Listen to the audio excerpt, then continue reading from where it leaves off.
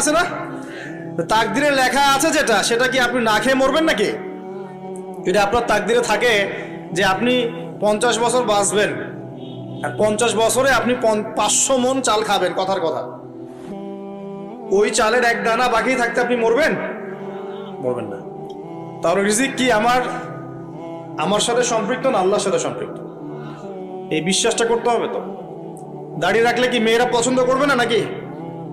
বলেছে যে বিয়ে করবো না দাড়ি রাখলে, এমন কথা বলেছে? যদি কোনো মেয়ে এরকম কথা বলে, ওই মেয়েকে বিয়েই করার দরকার নেই আপনার। যদি কোনো মেয়ে আপনাকে বলে যে দাড়ি রাখলে ভালো লাগে না, শেভ করতে হবে, না হলে বিয়ে হবে না, বিয়ে করব না, ওই মেয়েকে বিয়ে না করাই উচিত আপনার। ওর তো মানে আপনাকে বিয়ে করার যোগ্যতাই হয়নি, ওর তো যোগ্যতাই হয়নি আপনাকে বিয়ে করার। সে তো দাড়ি নিয়ে প্রশ্ন তুলছে। যে মেয়ে বলবে যে নবীর সুন্নত আছে এজন্য আপনাকে পছন্দ করি, তখন বুঝবেন যে হ্যাঁ